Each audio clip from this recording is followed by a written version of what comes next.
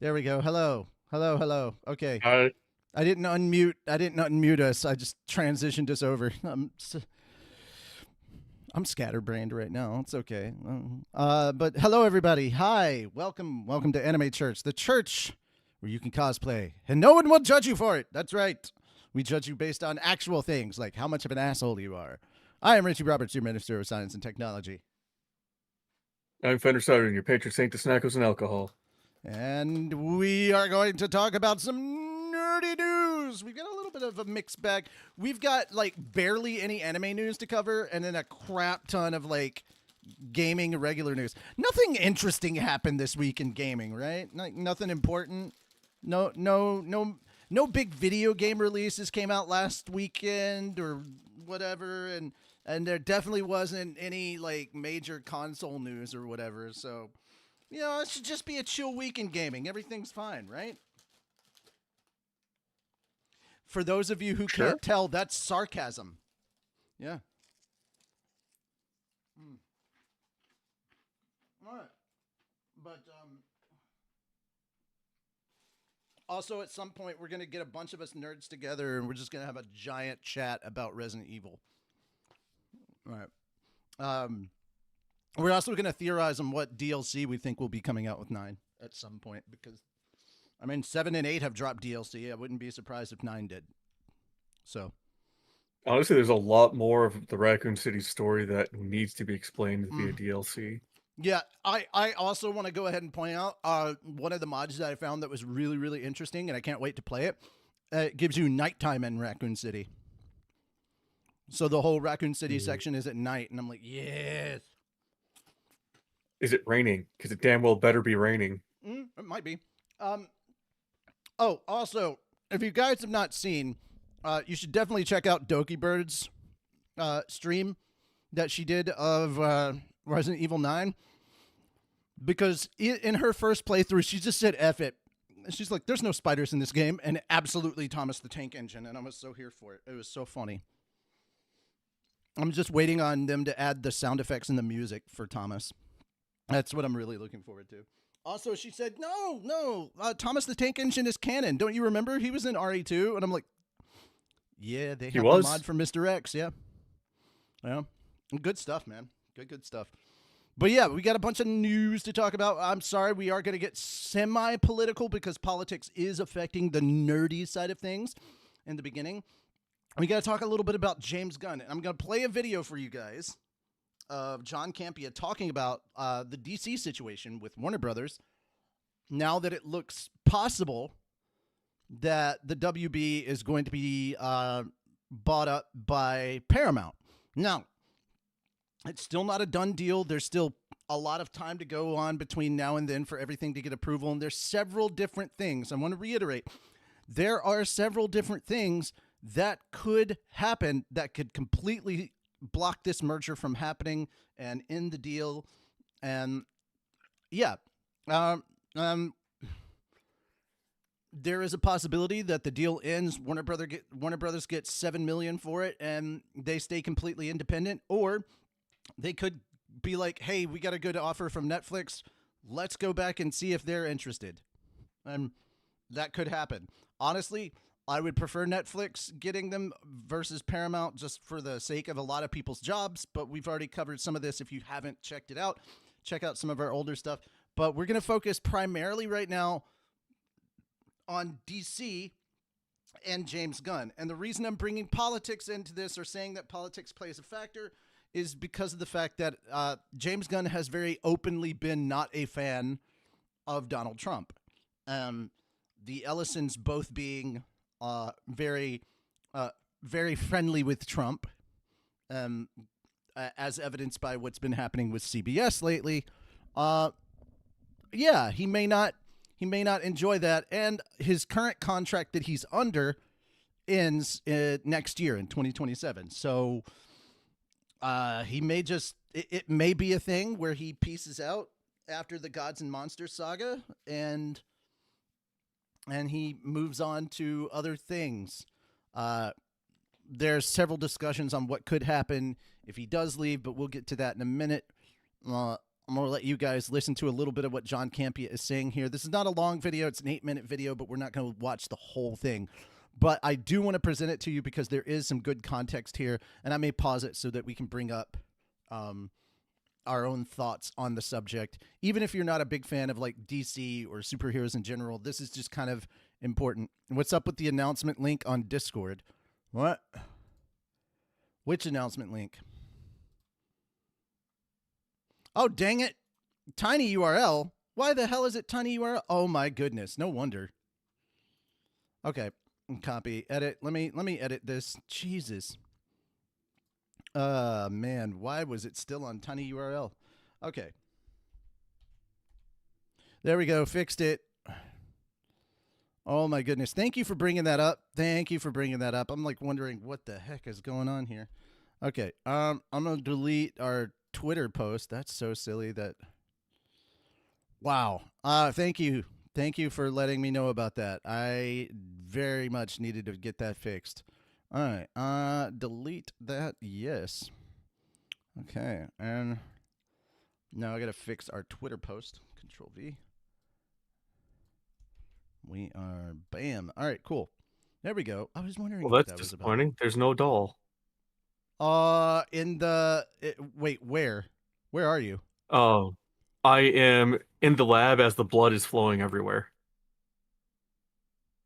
I'm checking Okay. at the base of the staircase where it should be, but it's not there.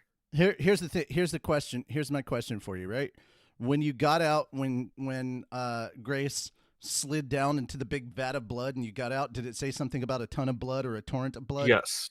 Said a ton Okay. of blood. Yeah, it should have been there. I don't know why it's not at the base of the staircase. Well, I'll just end up restarting later Okay. because I want to do a no herb run anyway.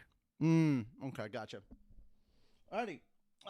But yeah, we're gonna go ahead and play this video so that we can all get this fixed and get this going. I mean, Spider, what can I say, man? It's Fat Dog. We're gonna have technical difficulties, so thank you for helping us fix them. But yeah, we're gonna go ahead and play this and see. We might interrupt it to give our thoughts on it.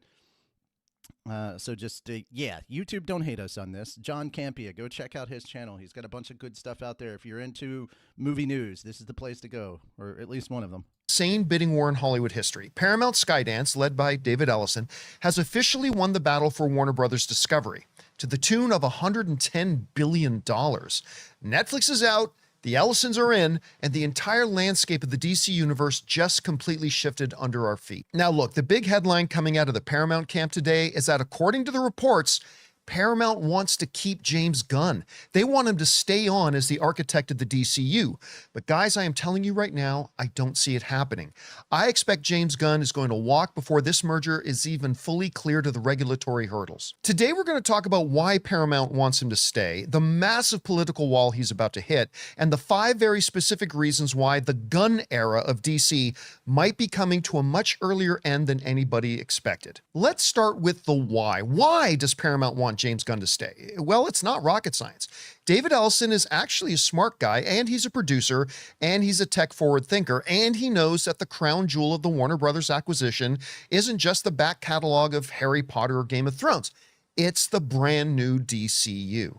Now, the reports are already circulating that the new Paramount Skydance leadership sees James Gunn's reboot as the only viable path to maybe competing with Disney and Marvel.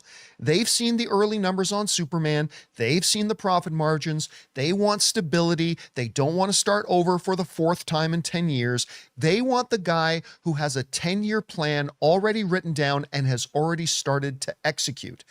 Now, from a purely business perspective, keeping Gunn is the safe move. But here's the thing, and I say this all the time, business and creative soul don't always play nice together. And that brings us to the elephant in the room. We have to talk about the culture clash. It's no secret that James Gunn is a very vocal, overtly political individual. If you follow him on social media, you know exactly where he stands. He has been a fierce critic of the MAGA movement and, quite frankly, many of the figures that the Ellison family is very closely tied to. David and Larry Ellison aren't just quote-unquote business guys. They are major players in the conservative political sphere. We've seen the reports from Variety and Bloomberg. There is a narrative that the new Paramount is going to be shifting towards a more quote-unquote MAGA-leaning content strategy. But James Gunn is the exact opposite of that branding. He is subversive, he's irreverent, and he is unapologetically progressive. Can you really see a world where James Gunn happily reports to a board of directors that represents everything he has publicly fought against? I don't care how many zeros are on the check, at a certain point, the creative friction becomes a wildfire. Gunn has already been fired once by a giant corporation for his past edgy humor. He knows how these corporate winds blow. But listen, don't get me wrong, it's not just about politics. There are 5 other major mechanical reasons why I expect James Gunn to hand in his keys by the time his contract expires in spring of 2027. Reason number 1, the debt cutter's axe. Paramount isn't just buying Warner Brothers Discovery, they're assuming nearly $90 billion in additional debt to do it. To make this work, they've already told investors that they're looking for $6 billion in synergies. And you know what synergies means in Hollywood. It means budget cuts. James Gunn's vision for the DCU is expensive. We're talking massive theatrical slates, high-end TV like lanterns, and a commitment to quality. If the Ellisons start telling Gunn he has to cut $50 million out of the next Supergirl movie or scale back the super films integration, Gunn is going to walk. He's not a cost cutter, he's a filmmaker, he's a world builder. Reason number 2, the end of his creative autonomy. You see, right now, James Gunn and Peter Safran essentially have their own kingdom at DC Studios. Under David Zaslav, they had a direct line. But in the new Paramount Skydance structure, there's a whole new layer of tech-focused executives. Skydance is very into AI-driven recommendations and virtual production efficiencies. Gunn is a guy who likes his practical effects, his specific needle drops, and his creative freedom. The moment he starts getting those notes from tech-first committees about how to make Superman more monetizable for an AI algorithm, he's gone. Reason number 3, the mission accomplished exit. Look at the timing. His contract ends in early of 2027. By then, Superman will have been out, Supergirl will already be in theaters, and Lanterns will have already hit the air. He will have successfully launched the Gods and Monsters chapter of the DCU. He can walk away with his head held high saying, I built the foundation, now it's somebody else's job to maintain the house. He's a filmmaker at heart. He loves the Guardians of the Galaxy. He loves Peacemaker. He might just decide that running a studio under the thumb of a massive debt-ridden conglomerate like Paramount. Okay, that's really funny. Paramount, a Moria company. And showing Is it Mount wrong? Doom. Right now, no, absolutely not. Isn't as fun as just getting back behind the camera for an independent project? Reason number 4, a world of options. As I mentioned earlier, we all remember the incident when Gunn got unceremoniously fired at Disney. But what was the result? Every major studio in Hollywood lined up at his door to offer him whatever he wanted to come and create for them. Now, ultimately, he decided to go to Warner Brothers, and the rest is history. James Gunn's stock has only gone up since then, and he knows that as well as we do. And the moment that he walks out of Warner Brothers, his inbox is going to be flooded with offers from everyone. He's going to have a massive all-you-can-eat buffet in front of him. He'll leave, and he'll have his pick of where to go wherever he wants. Reason number 5, the MCU prodigal son returns. Everybody knows James Gunn and Kevin Feige have a very close relationship. I actually had the two of them on my show once together. Gunn even confirmed that when he took the DC job, the very first person he called was Kevin Feige. And prior to leaving Disney, Gunn was actually elevated by Feige to sort of be in charge of the galactic side of the MCU. Feige has changed the industry, but at some point, sooner or later, he's going to move on to new challenges. And right now, there's absolutely no heir apparent to take over Marvel whenever he does decide to do that. James Gunn coming back to Marvel as Feige's main creative general is a win-win. Marvel gets a wildly successful director of MCU films back, as well as somebody who now actually has CEO experience running a comic book film studio, positioned to take their MCU over 1, 3, 5, 9 years down the road whenever Feige moves on to his next challenge. And Gunn gets to work again with a fellow creator he loves and respects in Feige, and is positioned to take over the biggest IP in the movie business. Eventually. I mean, he may or may not end up going back to Marvel. I'm simply making the point that it is very viable and would make perfect sense. So while Paramount is out there saying James Gunn is our guy, I'm looking at the board and I'm seeing a man who is ready to move on. The politics don't match, the corporate structure is shifting towards tech optimization, and financial pressure is going to be immense. And he's just going to have far too many other better options presenting themselves to him. But what do you guys think? Do you think James Gunn will stick it out for the sake of the DCU? Or do you agree with me that once that 2027 contract date hits, or maybe even sooner, he's moving on to greener, less corporate pastures? Jump into the comments and... All right. So, guys, what do y'all think about this? I kind of... At one point, I was like, oh, John, he may be reading too much into this, but like, him actually sitting there and explaining why he thinks this, I think this seems more plausible. I'm on 60-40 that James Gunn leaves right now. You could see it either way. Yeah. I do think that him returning to Disney and taking over for Feige when Feige leaves is kind of wish fulfillment casting. Kind of, you're trying to wish it into being, but he's not wrong that a lot of studios out there would love to have James Gunn and just let him run shit. Like, I think James Gunn would be a perfect director because if you'll remember, James Gunn did Slither. I think he would be perfect to go to Universal and just head up like whatever their dark universe is. Like let him work on the monster movies. Like give us I want to see a James Gunn Dracula and a Mummy and Creature from the Black Lagoon. Like get the monster universe together. I would love to see what Gunn could do with that. Because Gunn loves horror as well. Like he loves comic books and he loves horror. I could absolutely see him in there. It's not just that. James brings a very dedicated crew with him. And I'm just talking about like actors. Like there's a lot of actors who have worked with James Gunn that are more than happy to jump in to whatever project he's working on next. Chief among them, of course, Nathan Fillion. He's a big one. All the Guardians of the Galaxy cast have straight up said they're going to work with Gunn again. Absolutely, because they love working with him.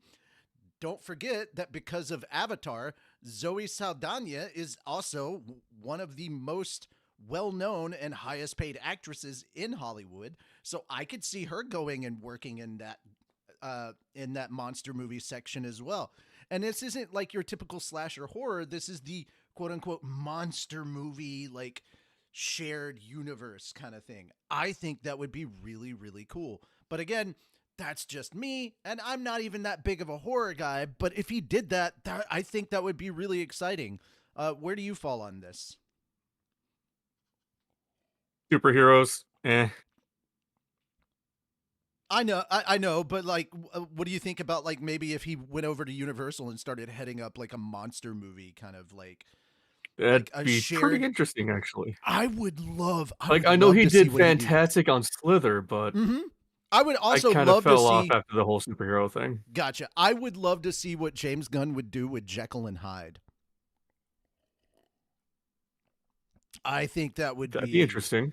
Yeah, I would love to see his take on like Jekyll and Hyde. I'd also like to see what he would do with Frankenstein, honestly. I think that would be amazing. But yeah, I mean, what do you think the likelihood of James Gunn leaving Warner Brothers after all of this because of this merger? What do you think the likelihood is for you? Like, where are you after the putting it? merger? Be pretty fucking... I mean, well, because of the Be merger. pretty- Let's say because of the merger, not necessarily after or before. Like I put it Because around of the merger, 60-40 yes, that I think it'd be... that James Gunn would be leaving. But where do you put it? I would give it about the same. Mm-hmm. Yeah. And to be fair, I understand you don't have a proclivity for superhero stuff. I will say that of the stuff that he has done, things like Guardians of the Galaxy, which are kind of more like, even though they take place in space and they have aliens and there's like some of this crazy stuff, it's a lot more grounded. It's just people interacting, and that's what I like about like the James Gunn side of things. It's very... First off, it's very music oriented, and I love his music choices when it comes to his films. But also, it's like, it's just shitty people interacting with each other, and I think that's why those characters were so relatable. It's like, oh, we're all shitty people. We totally know somebody that's a screw up like this. And then there's Drax, who just doesn't understand anything that isn't literal. But yeah, I could absolutely see him going and moving on and doing bigger and better things. But you guys let us know what you think in the chat. Do you think it's likely that he's going to stay with DC? Do you think he might leave DC? Or do you agree with maybe some of the wish casting that John was doing here, of saying he could take over Marvel from Kevin Feige one day? What are your thoughts? What do you think is going to happen with James Gunn from this point forward? And what would you like to have happen? Let us know in chat and in the comments. And with that, we're going to move on to other stuff. There are 100. All right, so we got our final trailer for season 2 of One Piece, which is coming out in 2 days. 2 days, man. Can you believe that? We're getting season 2 in 2 days. Man, can I just time say flies. I really enjoyed the fact they used sticks for this. The song itself was just the perfect choice. Yeah. I know some people that aren't a fan of the choice. So I'm like, you know what? Come Sail Away makes sense. We've come a Yeah. long way from the East Blue. It's that fantastical sailor song that Yeah, fits One Piece so well. it is, because One Piece is very much that fantastical kind of thing. Now let's find out You know? what the Grand Line. And because we're getting the storms and everything, I'm hoping that we get to see Dragon. I wonder if they're gonna do it the way they did, where this mysterious guy just shows up, and you're like, "Who the hell is this?" And then we don't hear about him for a while until Garp says something like forever ago, or if they're just gonna outright say who Dragon is and how he correlates to Luffy. But yeah, we got the final trailer came out last week. We're super close. I love. Now, that's the other thing. We've got like the singing pirate crew. I'm wondering if this is because like it's a pirate crew full of like musicians and stuff. Are we getting an early look at Brook? Yeah, I'm thinking we might get a Brook flashback with Laboon, and if so, that's cool because you can do that. But like if we're teasing Brook early on, I'm here for it. So long as they just don't give it away that like, oh hey, this is Brook. You know, One Piece fans will get it. We just don't want to spoil things possibly for a much later arc in the series. Somebody who is a fan of the manga or a fan of the anime. Still adamant about the fact that Weird Al has to play Brook. I would love it if that were the case, man. But Brook is super tall. That's the other thing. And he has a lot of fights. There's stilts. Weird Al wears a lot of stilts anyway. He's like the modern day clown. I don't know if that's possible. He could be very busy. I mean, it could be like a thing with Chopper where it's just CG and all he has to do is voice it. I mean, to be fair, when we get Brook later, that's fine. In his human form, I don't want him to be Weird Al. And in his devil fruit form, yeah, he could be CG, and I would love if Weird Al voiced him. Maybe he is, and because we haven't seen him yet. But yeah, adding Brook, I think, enhances the Laboon stuff really well. But also, so long as they don't spoil that it's Brook, I think we're good.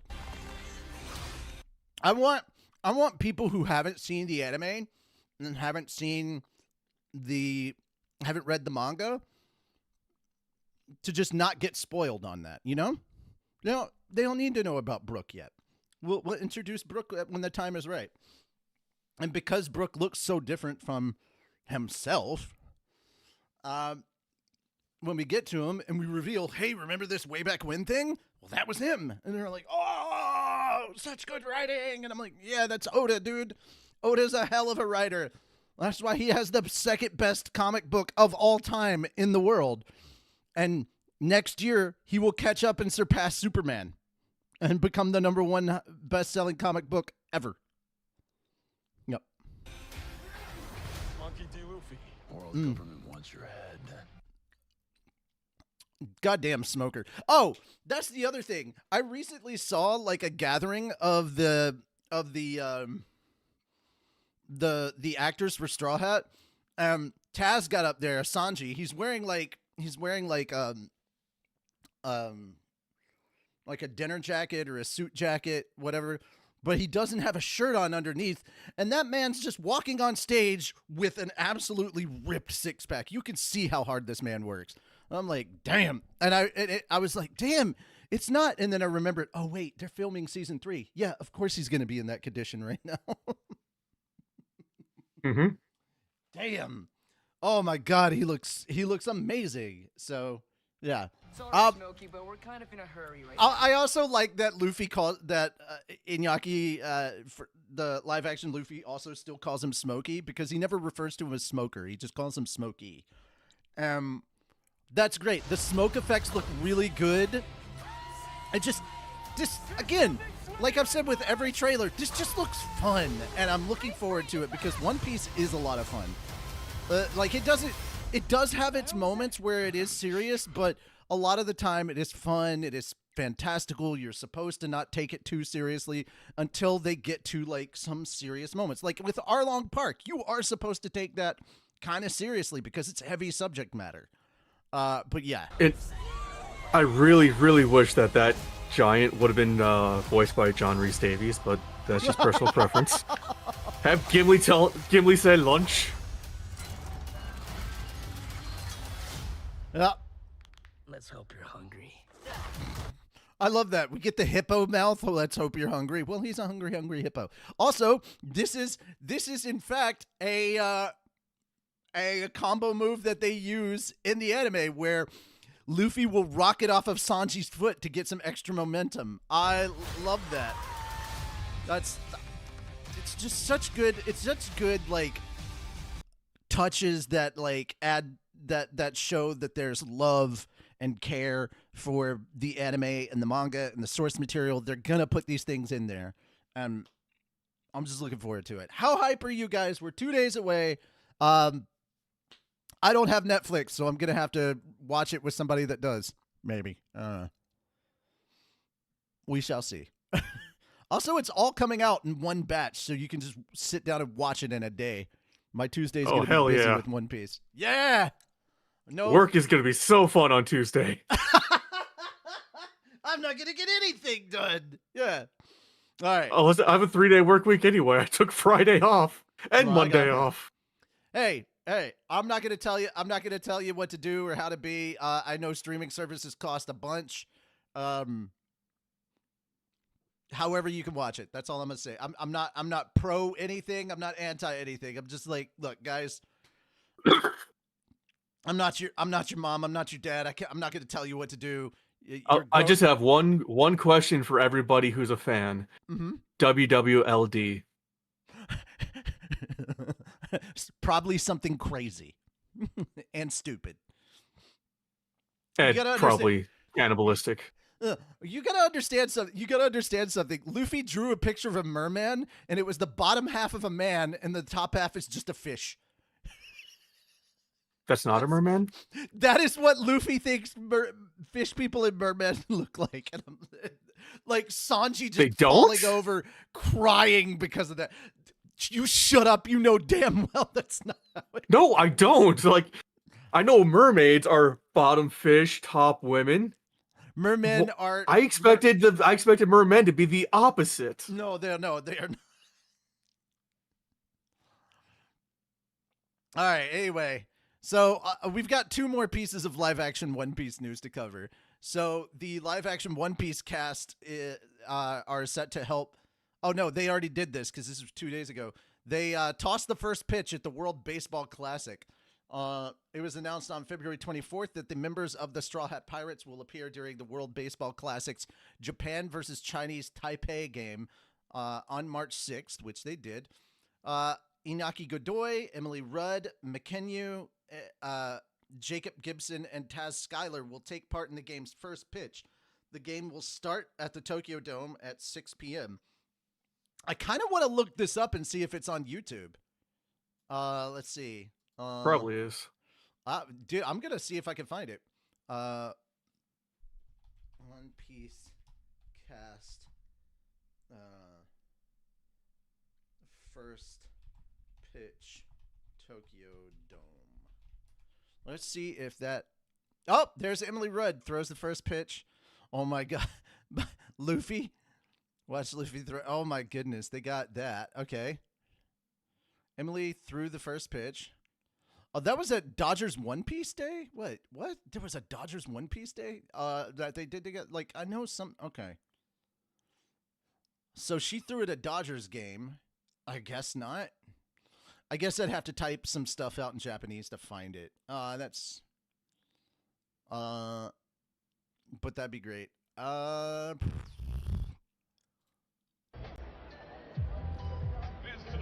Oh, that's even better. That's cute because they literally play Nami's theme from the anime. Right. And it's Nami's birthday. That's even cuter. That's so funny.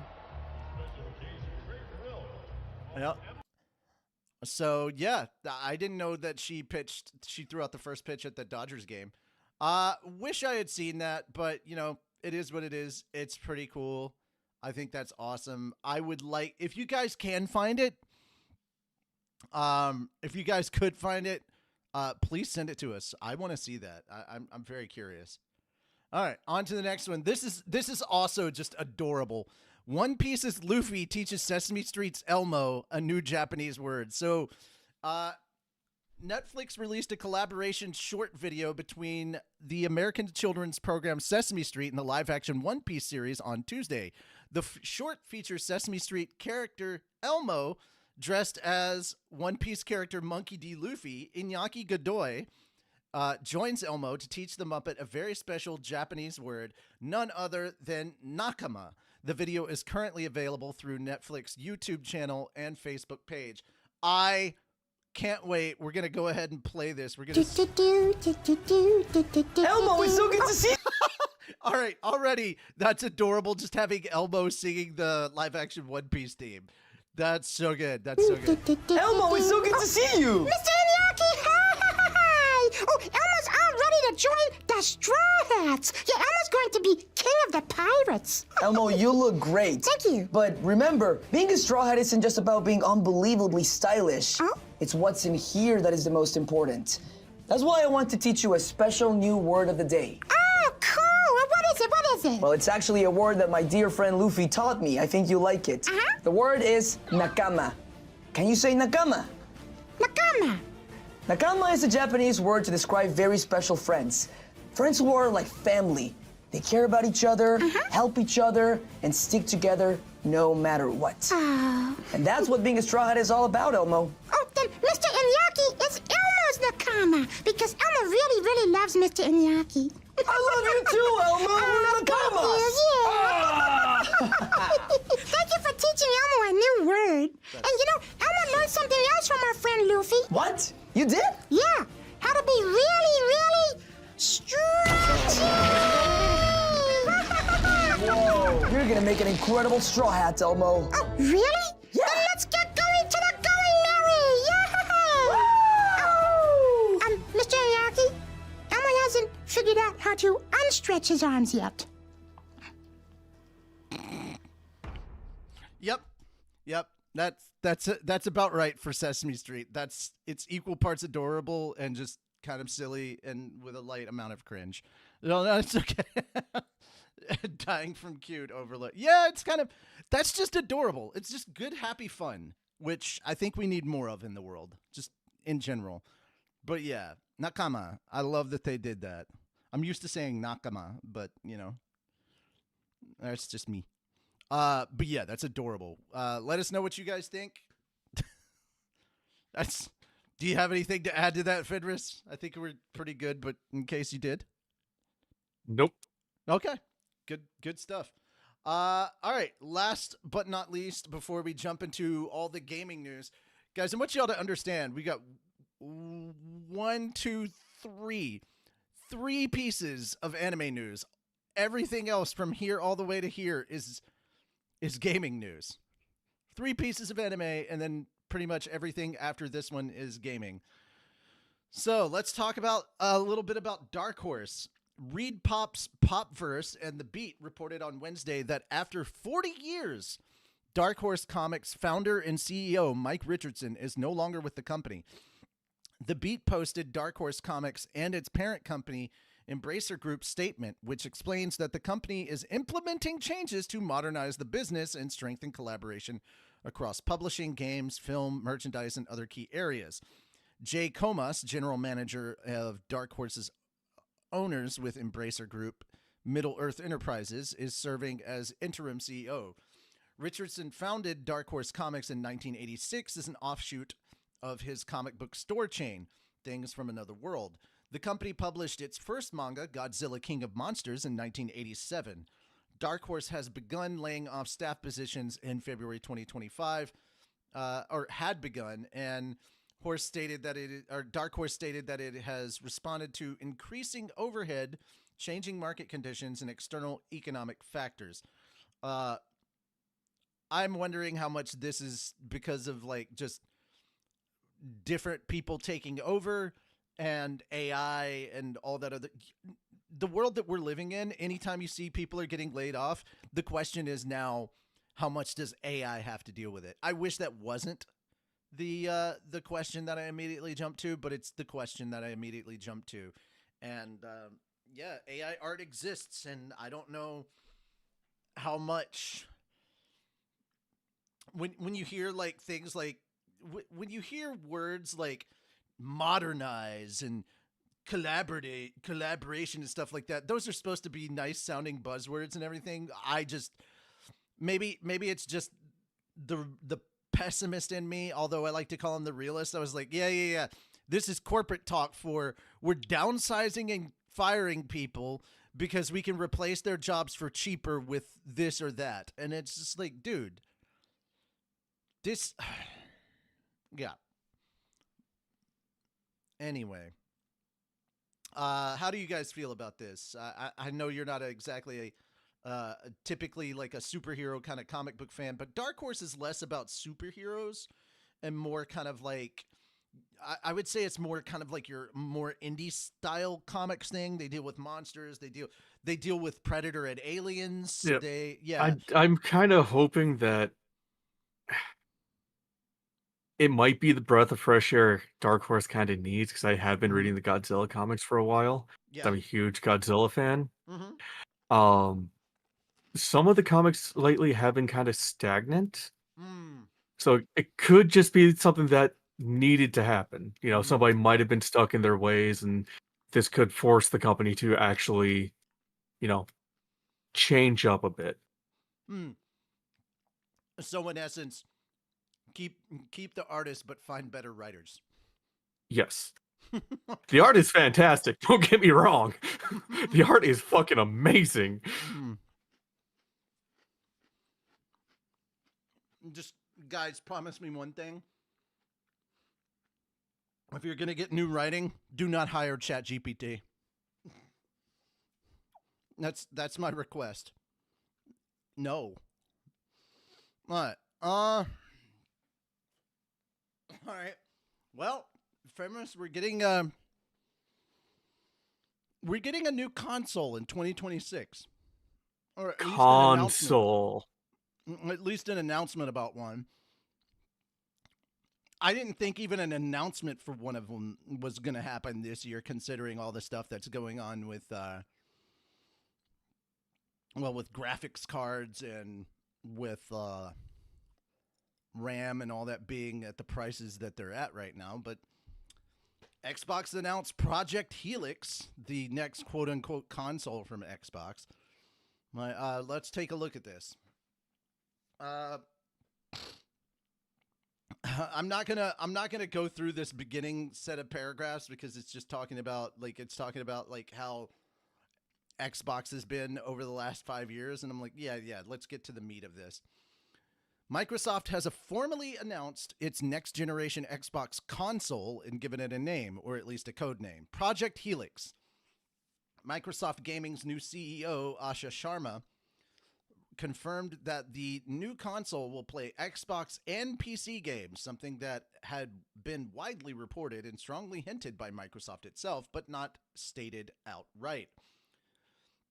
Sharma also said Project Helix will lead in performance, which is consistent with Microsoft's earlier characterization of the next Xbox as a very premium, very high-end device, as well as reports that it will outperform the next PlayStation, albeit a bit at a higher price. Although I have one problem with that statement. Mm-hmm. PlayStation hasn't announced, or at least revealed, any of the upcoming PS6 specs. So how can they say it will outperform it? Unless Project Helix is a PC. Here's the reason. The reason I think it's possible that they can say that is because even though PlayStation hasn't announced it, doesn't mean that word hasn't got around to like others in the industry about certain things. Like they may have been working on it and got wind of some specs. That doesn't mean much. I mean, again, this could be a bunch of hot air for all we know. So, just another company blustering at another company. Who all knows? But it could be that they might know some things about the whatever PlayStation's been working on as their next gen whatever. All right. Although there was scant new information in the announcement, by formalizing the code name, Sharma is moving quickly to reassure fans and underline Microsoft's commitment to new Xbox hardware. She said she would discuss the console with partners at the Game Developers Conference, where they will also be a presentation titled "Building the Future with Xbox." Pardon me. According to a comment from the CEO of chip supplier AMD, as well as the most recent report from Windows Central's Jez Corden, Project Helix is tentatively scheduled for late 2027 release. This is consistent with an industry standard 7-year lifespan for the Xbox Series consoles, which launched in late 2020. It's also consistent with Sony's planned release date for PlayStation 6. Okay. Or at least it was. Sony is reportedly pushing PS6 debut back to 2028 or even 2029 due to the RAM crisis, which is causing chip shortages and price spikes for all kinds of computing hardware, as the world's supply of computer memory is snapped up by tech giants building out AI data centers, which we don't fucking need. There's been no word yet on whether the next Xbox could see a similar delay. It seems likely Microsoft isn't immune to the same market forces, despite contributing to their creation with its aggressive data center construction. Yes. Too high a price point could prove fatal to Project Helix. On the other hand, the current Xbox isn't selling, so Microsoft has less to lose and more to gain from an early launch than Sony. One reason Xbox 360 remains the most successful Xbox is that it stole a 1-year lead on the delayed PS3.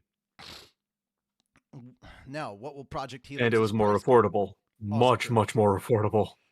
It's too early to safely predict pricing for the next generation Xbox console, especially considering the current turmoil in the electronics market. Valve says it's currently unable to set a price for the Steam machine, which is supposed to launch this year. Never mind a device that could be 2 or more years away. We should expect Project Helix to be pricier than previous generations, however. Rather than getting cheaper over time, the Xbox Series consoles have seen multiple price increases, with the Xbox Series X currently retailing for $650. It seems highly unlikely that a more powerful successor could launch below this price point. It gets worse. Former Xbox executive Sarah Bond said the next Xbox would be a very premium, very high-end device, which is clear code for very expensive. Reports indicate that it will be a Windows-based device akin to a powerful gaming PC. Microsoft recently put a $1,000 price tag on the Asus ROG Xbox Ally X handheld. We could see the same for its could we see the same for its next home console? So here's the thing. When it comes down to it, if I'm going to get anything that resembles a console at this point in time, because I am a PC gamer at heart, it would most likely be the Steam machine. I have no dog in this fight. I don't care about Xbox. I don't care about PlayStation. The console wars, as far as I'm concerned, are over. Now, I understand that Sony's like, yeah, we're taking our games back away from PC, so when we put out new games that are like our PlayStation exclusives, they're not coming to PC. And I'm like, all right, cool. I don't care about you, PlayStation. Fuck off. And they're starting with the Wolverine game, which, you know, it sucks, but I don't care. I really don't care. I've got a lot of games that occupy my time on Steam right now. I don't give a shit. And this only works for the studios that are under PlayStation. That does not say anything about studios that are not working directly under PlayStation. So bigger studios like Square Enix can put their Final Fantasy games wherever the fuck they like. And PlayStation has no say. So, yeah, the only thing that I'd be concerned about at this point is if the third installment of the Final Fantasy Remake saga became a PlayStation exclusive again, which I think is really effing dumb. I love that we ended the console war and Sony was like, hold up, I don't think it's over yet. They're trying to burn the last embers. And I'm like, get out of your own way, PlayStation. Like, yes, I too am looking forward to Final Fantasy Remake Disc 3. Yeah, exactly. Also, you don't get to claim exclusivity anymore. You literally have Halo and Call of Duty on PlayStation. Shut the fuck up, Sony. It's over. It's over, okay? Did Xbox win the console war? No. But did they win the gaming war? Probably. With Game Pass and all the studios that they have working under them that can put out stuff everywhere. Keep in mind that just because it releases on Xbox doesn't mean they're not making money. You know, I mean, yes, Bethesda put out like a crap space game, whatever. They're still making money off the Bethesda lineup because now that money comes into Microsoft as well. So Bethesda sales on PC and on PlayStation, that goes to Microsoft. Microsoft is like a big, giant gaming publishing studio at this point. It's almost funny that they're still trying to make a console. I'm like, that's cute. Just you I also haven't find made... it funny how when Bethesda announced that Microsoft was buying them, most of their devs quit because they'd be forced to actually do their job. Wait, devs work at... Wait, they have devs that actually work at Bethesda? What? I thought it was just a lot of modders that worked on and fixed the game. Isn't it the modding community that basically makes their games so that they stop breaking? You know? You would think so. Dude, the modding community is what saves Bethesda. Let's be 100% on this. Like, yeah, I mean, hell, even the Oblivion remaster still had a lot of the same bugs and issues that the original Oblivion had. absolutely, dude. Absolutely. I don't see why. Oh we're wait, I'm getting sorry. consoles at I'm sorry. A lot of the features the Mm. original Oblivion had. this point. Hey, a bug can be a feature. Oh, yeah, that's exactly what Todd Howard calls them. Yeah, exactly. Yeah. It just works, you know? Todd Howard, fancy shoes, tiny jacket, crappy game. Sorry. I will never get that jingle out of my head. But yeah, guys, I don't where's the understand lie? I don't understand the whole console thing anymore. Like yes, PCs can be expensive, but like, guys, if you're putting them together a bit at a time, they're affordable, more or less. Well, they used to be until RAM prices went skyrocketing. I was going to say, dude, they used to be affordable. Yeah, Not they so used much to be. nowadays. Well, I mean, if you can find a decent, you can still find like a decent graphics card. But yeah, Yeah, if you look at the 30 series or, you know, the AMD 40 series, which are old. fine. But they still fucking work. Did I say that they didn't? Oh, yeah. I just said they're old. And? Well, you're not going to be able to get anything new because it's all going to AI data centers. So. Yeah. I mean, when you say And it, they're when you more say than it like happy to that, do that. when you say it like that, because they're old, it's like it just sounds like bitching, and I'm like, what you bitching, man? We gotta do it. We gotta look. We gotta work with what we gotta work with. That's just how it is at the end of the day, unfortunately, because places like Nvidia are just greedy little bastards. You know. Yeah, I can't wait for the AI bubble to pop and Nvidia to start losing a shit ton of money. I'm so looking forward to it. The government can only stall it for so long. That's what I'm saying. So yeah, how do you guys feel about this? Do you guys even care that there's a new Xbox console coming out? Do you even care about the consoles at this point? Like, I think it's okay that if you have a console and you want to move to PC, to just slowly over a year start building your PC, asking like your PC friends, hey, what's a good thing that I should look at? I will straight up tell you AMD products are way, way better than NVIDIA. Would happily recommend AMD stuff. And Intel. most definitely. Especially if you want to use... Yeah. Especially if you want to use like SteamOS or Bazite, which are completely open source free operating systems. Yes. They are built around AMD products and have the drivers built into the kernel of the operating system, so you don't have to download anything else. I will also recommend that for graphics cards, I check out some of the Asus lineup. They're not like crazy expensive. You're not looking at $1,000 stuff, but there's at least like some stuff in the 30 and 40 series that's like a couple $100 that's actually reasonable. I mean, they're good starter things, if nothing else. Yeah. Even though it's like $200 right now, because I did look this up because I was curious as to if like things were at least partially reasonably priced for what's going on right now in the market. But you can still get Corsair Vengeance for like 216 gig Corsair Vengeance RAM sticks for like $200. And I mean, yes, that's 100% increase to what it used to be, but it's not the 500% increase I've seen with a lot of other stuff. So, Yeah. And honestly, a good cheap graphics card. Look at the Intel Arc series. yeah, Like the Arc B50 and B60 were like $350, and they were on par with the mid-range AMD and Nvidia. mm-hmm. And some of them even had built-in M.2 slots into the graphics card. Yeah, I would definitely, like, if you're interested in slowly building your own PC at this point in time, obviously the first thing you'll want to get is just a clean tower to put everything in. But I would start with motherboard, CPU, your cooling system, whether it's going to be liquid cooling or just fans. Get all that stuff together. Then make sure that also you've got to make sure that you have RAM sticks. So that's probably your next thing. You don't need like one of these fancy pre-built things with RGB lights and all that stuff. It's not necessary. All RGB does is add electricity needed. Mm-hmm. So you would have to up your power supply and increase your electrical bill. And you don't need the latest and greatest, like we had mentioned earlier. Yeah. Like, for instance, I was looking at new internals for a PC for somebody the other day, and I found 9th generation Intel products, much as I hate Intel versus AMD, but it was still like $350 for RAM, a motherboard, and a CPU. Which is a reasonable price.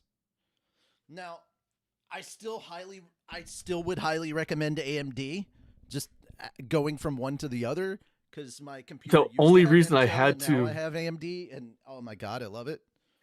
The only reason I had to look at Intel is they were a diehard Intel fan and refused to look at AMD. Oh, that's so stupid. That's so stupid. It is. Yeah. But yes, also Asus puts out some good graphics cards that are, I wouldn't say cheap, but reasonably priced. You know? Oh, Asus is by far one of the better graphics card makers. I mean, that's why they have a subsidiary called the Republic of Gamers. Yeah, like, guys, I will tell you right now, there are some good places, but yeah, you want to get your power supply, you want to get your motherboard, you want to get your RAM, and you want to get your cooling before anything. And then, obviously, like, make sure that you have an M.2 slot in your motherboard, because also don't get anything. This is why we're gonna encourage you, as cheap as it may seem, to like not get a pre-built computer, because you can put the OS on there.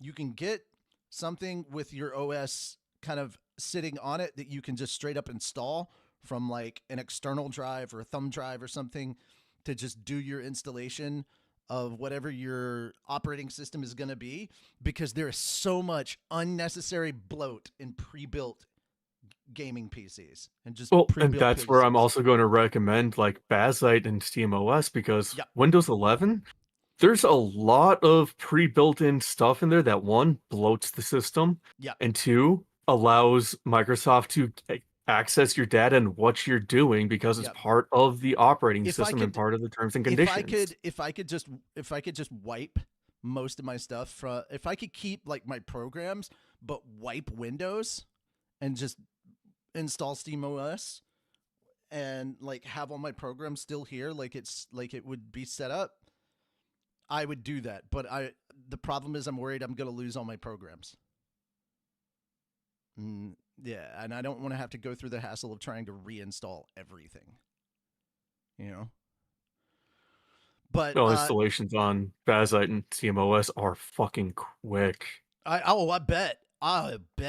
But yeah, SteamOS, highly recommend that. It's a Linux based OS, and it's Fedora. I think it's Fedora based. Bazite's a more customizable and open version of SteamOS. Gotcha. There's two different versions of it. One is, the OS build or the Mhm. game handheld build, like for the Asus ROG Strix, because that's Mhm. basically what Bazite was built for. Gotcha. Where it loads into like loads into Steam Big Picture mode, and Mhm. there's another build that loads into the desktop like Windows. Gotcha. But yeah, so there's good stuff on that will save you in the long run of just getting like SteamOS Bazite that will just save you money. Ultimately, we would love for more people to play PC, and we'd love for you to be able to afford to play on PC. Because once you're playing on PC and you see all these announcements about Xbox versus PlayStation, you're just gonna roll your eyes at it and be like, it doesn't concern me. Or just keep sipping whatever drink you're sipping and being like, it doesn't concern me. I'm having fun playing this game with all the mods. Yeah. I used to roll my eyes about this when I was a console-only player, and then I came over because I wanted to play certain games with mods on them, and I was like, I wonder how. And then like you realize like mod managers can make everything so much easier, and you don't have to like know intricate shit about where to move what, and you don't have to manually place mods if you don't know how to do that. They make mod managers specifically for that, and it makes things so much easier.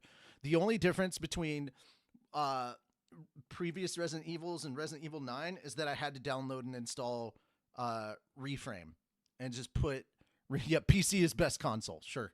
Yeah. Thank you, Rick, for summing it up that easily. But I can't wait for the GameCube. The GameCube, yeah. I'm like, if you want to get a quote unquote console, the Steam machine. There you go. That's all you really need. But guys, at the same time, you can straight up mod games on Steam Deck. So if you just want to get a Steam Deck right now and play modded games, you can do that.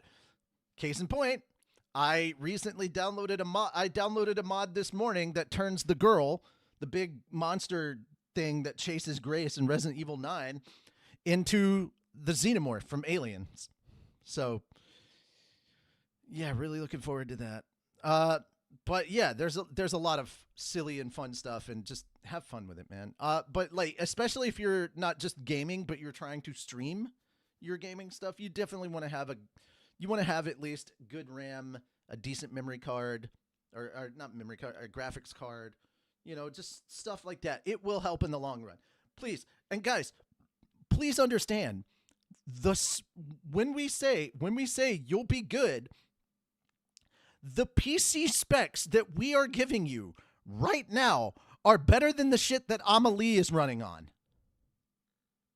I'm not sure. I think she upgraded. Oh, yeah. Or I'm sorry, was running on. You got to understand, you will not have nearly the scuff that she had. It took her forever. She finally upgraded her computer. Yeah, now that she realizes she had to. Yeah, I love when she listed off the specs and everybody in the chat was like, are you fucking kidding me? No wonder you have so much scuff. Yeah. Anyway, it is what it is. Let us know. Do you care about Project Helix? What are your thoughts? What are your opinions? What do you think the price is going to be? Yada, yada, yada. I'm kind of like, I'm thinking it's going to be somewhere around the price of the Steam machine, because the Steam machine is like I would say, I wouldn't even say it's half and half. I'd say that the Steam machine is like 70% CP, 30% console. It does a lot more PC than it does console. Oh, that's because it was built to be a quote-unquote PC. Yeah. We all know that everybody who gets it's going to use it for emulation. Myself included. I'm gonna use it. I'm gonna use it for a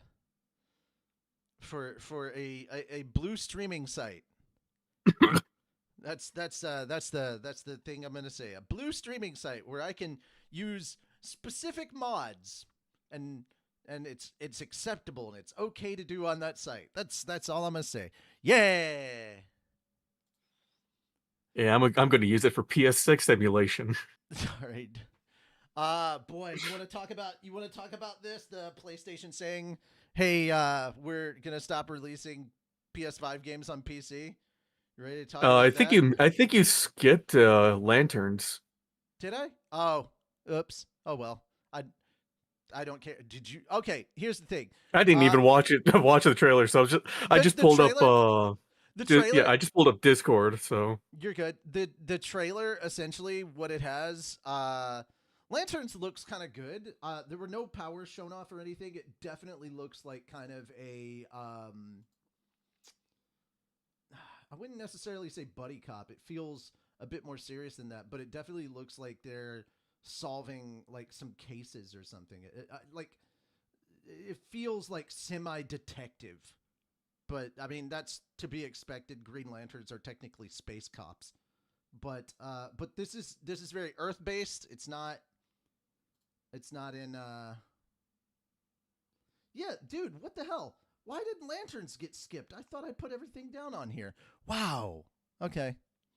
I will quickly show this real quick. With all due respect, we've been training for what, 2 months? And I haven't even worn the Turn ring this yet. up. Don't get hung up on the jewelry, Junior. You're just a fucking substitute teacher. You're not ready to get up in front of the class until the ring says you are. All right.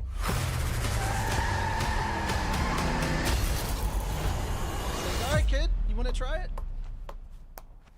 I could have died. You want me to train you? I'm training you.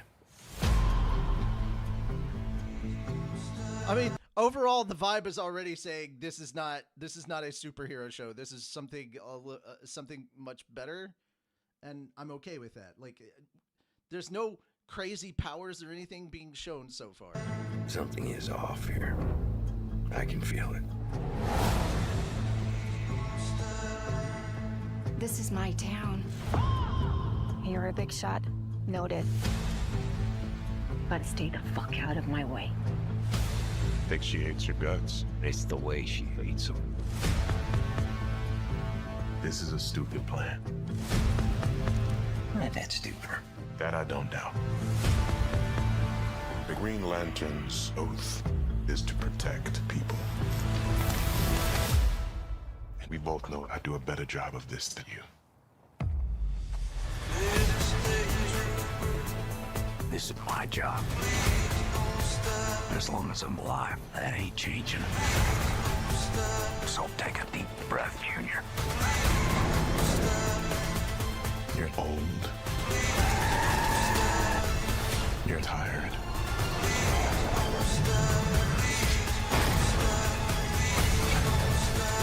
That's the first power I've seen. Your time is up.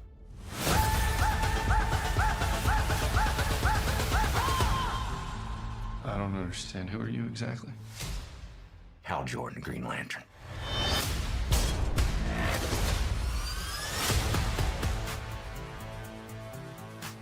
Have you ever talked with the other Lanterns? I'm the only human. They're aliens. One of them's a fucking squirrel. Okay, that's true.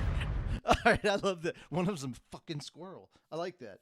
I don't know, man. It seems interesting, and I like the fact that it's not like superpowers in your face kind of thing. I like the fact that it feels more kind of like a Midwestern detective vibe, you know? Like middle America detective vibe. Like I like the vibe of it. I was going to check out Lanterns anyway cuz like I wanted to see how they tried to wipe the stink away of the terrible god-awful Ryan Reynolds movie that they did. You know, don't make the super suit green or animated. But yeah, there we go. We got that out of the way. Ryan Reynolds had a movie about it. Well, okay, Deadpool saved us from that.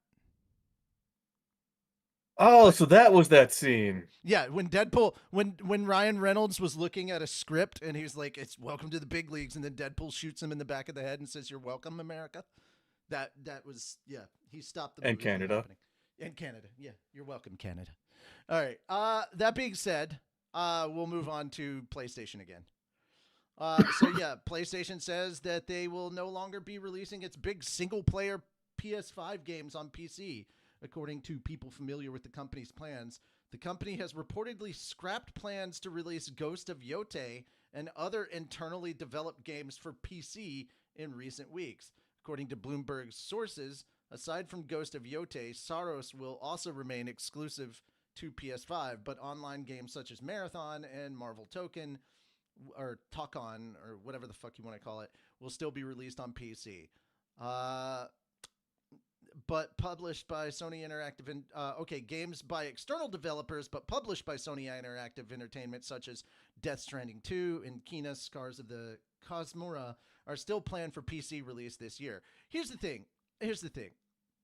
My take on this is it's stupid. And Sony, you're fucking stupid. Make money off of these games that you've made by giving them to a broader audience, because we're done with your console bullshit. We're just done. I think I speak for the majority of PC people when I say we don't care. We do not care. Like, as much as I may not like the company, Nintendo has a better product because I can take it wherever the hell I want. Your PS5 is bulky, it's clunky, it's annoying to carry around if I have to go somewhere. I'm not looking at playing stuff. At this point in time, stop making consoles. Just stick to making controllers because you've got that on lock. You can do that well. But like, this whole console shit, this exclusivity shit, get over yourself. Like, we've moved on, and now you're taking 2 steps back after 1 step forward. Are you fucking kidding me? I've said my piece. Go get him, Fenris. Do what you do. Honestly, yeah, they should just stick with making controllers, and They know how to make a fucking controller, dude. They do. If they really, really want to make a lot of money making controllers, make Joy-Cons. Show Dude, Nintendo how it's done. Straight up show I would Nintendo. pay to have Dude. a Sony branded Joy-Con. Here's the thing. PlayStation, instead of working on another console, I think it would be a good idea to team up with somebody, kind of like how Xbox did with ROG, and do your own version of the Steam machine. Like, you're like, oh yeah, well fuck you, Xbox. We can work with Steam and make a portable thing too. Do it. They did make a portable it's called PlayStation. the PSP. Yeah. No, it's the version for the PS5 is, I think, it's like the PlayStation Portal or PlayStation Q, something like that. Yeah, but it doesn't link up with Steam, does it?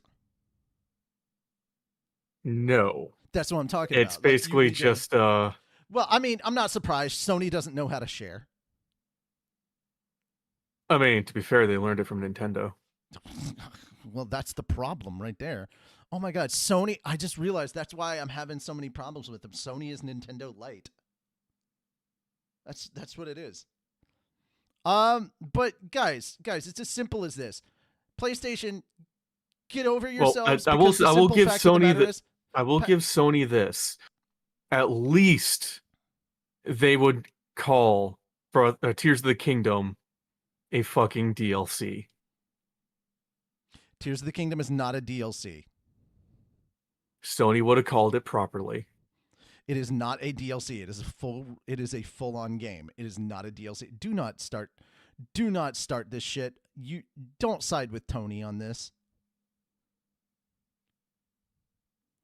Listen, all I did in Tears of the Kingdom was get far enough to build a Gundam, and then I put the game down and sold it. Okay, well that's on you. I did not enjoy the game. Okay, well that's It's fine. like Breath of the Wild. Like I went froze to death. I'm like, cool. That's my Zelda experience. I don't like the game. God damn it! I don't know how to deal with you right now. Like, it's such a bad take, and I don't want to get into an argument on this. Nope. I'm just gonna ignore that, roll my eyes, and move on. To be fair, I just never really liked Nintendo products and games that I can absolutely understand. Like the not enjoying Nintendo stuff. I haven't really enjoyed Nintendo stuff since the Wii, and most of the Wii stuff was like Wii Sports. Like, I played most of the Zelda games that came out on the Wii. I played them on GameCube. GameCube was when I had an amazing amount of fun. There was great shit that came out on the GameCube. And I'm so glad I got it. I got it to play Rogue Squadron on the GameCube. And then I ended up playing the first Resident Evil. That was like my first Resident Evil game ever, was the RE1 remake on GameCube. And then I played 4.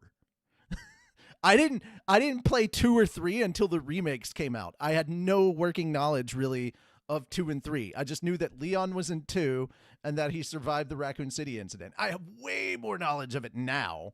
But yeah, I didn't go and play the PlayStation Resident Evils for 2 and 3. I had no interest in them.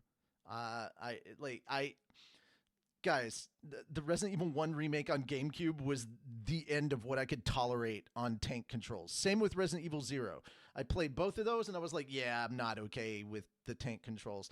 That's one of the few things I really enjoyed about like 5 and 4 was like we got that third person over the shoulder thing and that stuck and I was like, oh, thank God. Because if we go back to tank controls, I'm pissed. I do not like them at all. I think it's outdated. Like, did it have a purpose? Yes, it absolutely did. But that's also why I think that if there is a Resident Evil 1 proper remake in production, I think it would be best that it is played in first person. Now, I understand an argument can be made for people that like third person. I think it's good to go with the Resi 9 approach of being able to choose and swap it out anytime you want between first and third. But I think that first person lends itself better to the mansion environment, especially because of one of the few good things about the tank controls was not knowing if there was a zombie around the corner. That was like the camera positioning and all that. It added to like, it heightened like the anxiety and fear of playing the game. But yeah, I think this is silly. It is what it is. I've got off topic. We went too far into the Nintendo side of things. We were supposed to talk about Sony. What are your other things about Sony? They're just kind of making themselves obsolete. I agree. This felt like a really silly move. But yeah. All right, let's quickly talk about some Resi 9 news. Requiem tops 5 million in sales. Now, I'm assuming that's, yes, 5 million units, not $5 million. I was like, dude, they made that in pre-orders. Let's be honest. Capcom they made that day one of pre-orders. Yeah, exactly. Capcom announced on Wednesday that its Resident Evil Requiem game has crossed 5 million units in cumulative sales worldwide. The company noted the game's use of the RE Engine proprietary game engine to create photorealistic graphics. Guys, once again, fucking fix your typing issues. Like, good God, learn how to structure a sentence, as well as the game's difficulty settings to appeal to broader audiences. Resident Evil Requiem launched on February. Yeah, okay, so the rest is back. You know what? Absolutely understood. W's all around. Good job, Capcom. I honestly, now that I think the challenges, like doing certain challenges, have made me enjoy replaying Resident Evil Requiem a lot more. Like, even though I put it on the easiest difficulty, I put it on Casual. the easiest I put it on casual so I could do my no heals and no blood collector run. So limited ammo. The only thing that made it so much easier on that run was because there was one thing that I purchased, and it was the infinite durability knife for Grace, and that made things quite a bit simpler in the early game. I didn't have to go through nearly as much ammo. I would kneecap a zombie and then just stab the shit out of him.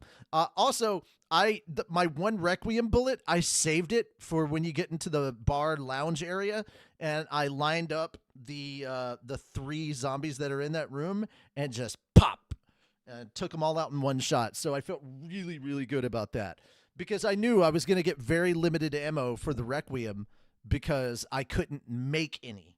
So yeah, if you're not allowed to use the blood collector, you're just going to ignore any and all lockpicks, because you can't use the blood collector to make rounds for the Requiem. You can find some, and that's nice, but you're not going to have it for very long.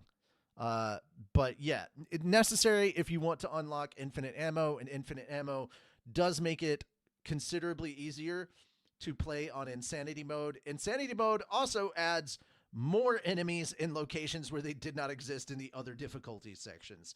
So yeah. And then you got me currently on a Insanity no heal run through. Oh dear God. Okay. Yeah. Oh, sorry. Insanity no heal speed run. Yeah. Yeah, I got Speed Demon by 1 minute. I had 3:59 because I messed up in certain places and didn't want to have to go all the way back to the last save I had because I've gotten used to the RE2 style of like you can only save like 3 times if you want to like. But that's the other thing I like about RE9. Like, I like that it's more in line with RE4, where you do certain challenges and you don't have to worry about whatever your ranking or rating is at the end of the game in order to unlock stuff. So I can save as many freaking times as I want. I also unlocked, I just forgot to activate, infinite ink ribbon. So you pick up 1 ink ribbon, you can use it infinitely. So. They're in Grace's chest. Oh, they're in the chest. I didn't turn it on from the menu. I didn't activate it from the menu. Is what I'm saying. Like you can, you can turn those. If you things get on infinite ammo, it automatically gives you infinite ink ribbons, which are in the chest. Oh, I thought it was a separate thing that you had to turn on. Nope. Okay, cool. Well, but yeah, I will say adding the challenges has definitely made this much more interesting for the replayability. Also, there's a mod that I will be putting on very early on that's going to make it a lot more interesting and fun for me. I can skip the beginning area with Grace. I think it just skips you right to the Grace being in the hospital. It sucks if we skip Leon, but it may just be like the beginning Grace section and we start with Leon. But you skip that and you skip the orphanage because the orphanage is just like once you've done it once or twice, the orphanage is annoying. All the orphanage is a time sink. Yeah, it is. You just it is. wait here, you wait there, and Yeah, it's try the not to same make sounds. It's very much the same thing from the Orphanage and RE2 remake, where it was just a time waste, a huge time waste, almost the entire time. So it's like whatever. Yep. Yeah. So giving me the option to just straight out skip that, I have done the speedrun thing of like going around the girl to open up the hatch at. On the last time that you have to wait on the girls, so you can just get down there immediately. But I got grabbed up twice, Which and that's what really does hurt not the time. Yeah, does it's not work consistent. on Insanity. It is not consistent, and it's a strat. Now I have seen somebody do it on Insanity. But it's like you'd save more time just waiting at that point because like when you get grabbed and you got to go back, and that's just such a time loss. But I have seen somebody do an Insanity speedrun that was sub 2 hours. And I was like, God damn. And it wasn't with infinite weapons either. No infinite ammo. But yeah. I'm doing infinite ammo run-throughs of Insanity, so I know where everything is. So I can do the on infinite. I finally saw Tofu at the RPD. I was very happy about that. I was so happy to see Tofu. Fun fact, so Tofu hilarious. is canon in Resident Evil lore. Yes, he has his own comic. Yes, he is. That being said, though, guys, yeah, congrats to Capcom. You made a banger of a game. Even though the replayability for this isn't as strong as others like 4, I think you definitely did something that you meant to accomplish with 6 in telling a cohesive story between multiple characters in a really well done way. Even if some places do feel a little bit like they drag on, who cares?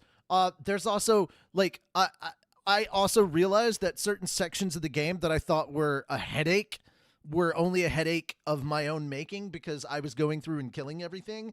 And the Raccoon City before the RPD is way quicker now that I know I can do certain things, that I don't have to kill this thing or that thing. I can just walk in, do this one thing. Like I can skip a lot of the rooftop area of the mortar areas.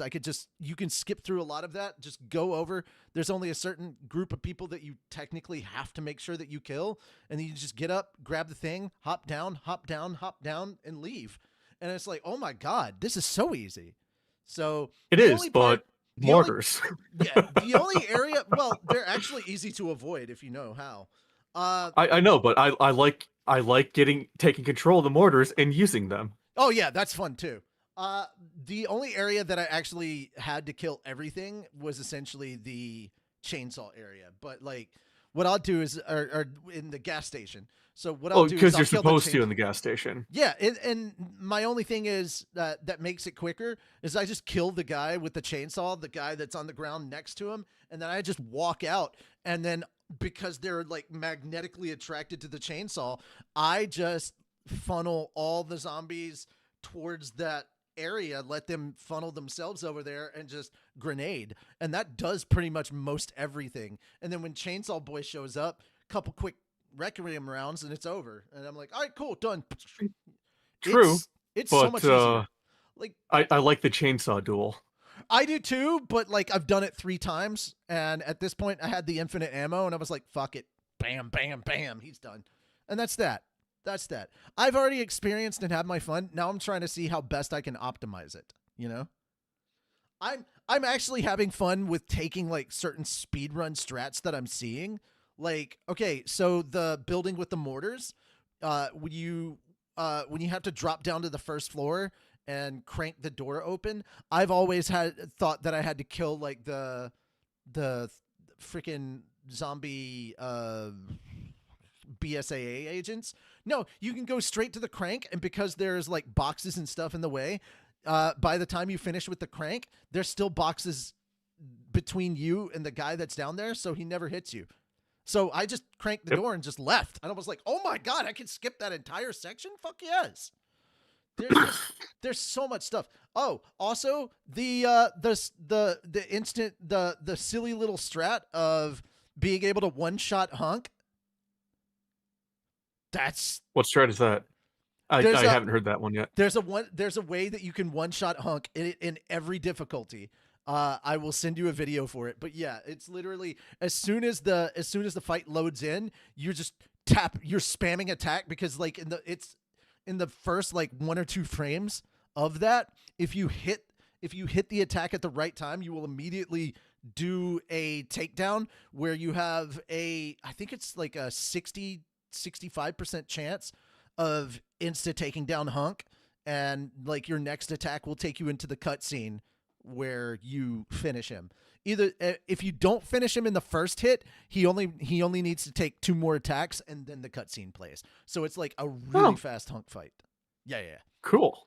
Which is crazy because he has an insane health pool, obviously in Insane. Yeah. But yeah, so that's part of it. That being said, congrats Capcom. We'll be talking more about Resident Evil in the future.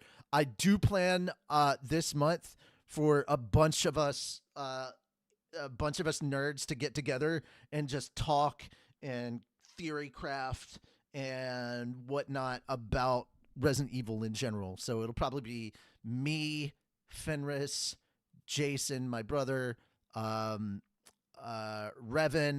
and I think my friend Babs. We're going to come in and all talk Resident Evil.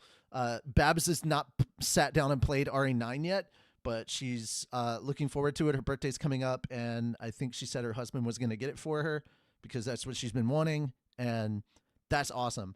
Also, Babs has a really cool job. She like fucking runs an arcade, like an actual like game arcades store. Freaking awesome. I'm like, dude, you run an arcade shop? That's dope. So yeah, she loves Resident Evil. She can't wait to talk about it. I mean, she named one of her kids Leon, for God's sake. So, all right, moving on. Let's talk about some weirdness here. So, all right, you remember? I think it was the Game Awards. They announced Gang of Dragon. Well, NetEase has confirmed that they will stop financing the studio that is responsible for Gang of Dragon. And I'm like, what the frick? What? So NetEase Games has announced the formation of Nagoshi Studio Inc. in January 22. The studio announced its first game, Gang of Dragon, during the Game Awards last December. Yeah, there we go. According to Bloomberg sources, NetEase decided to stop funding the studio after it discovered the game would need an additional funding of 7 billion yen, or $44 million, to be completed. Bloomberg stated Nagoshi is trying to find new sponsors for the game, but has not had success so far. Nagoshi Studio is in discussions with NetEase about how to handle the already developed game material.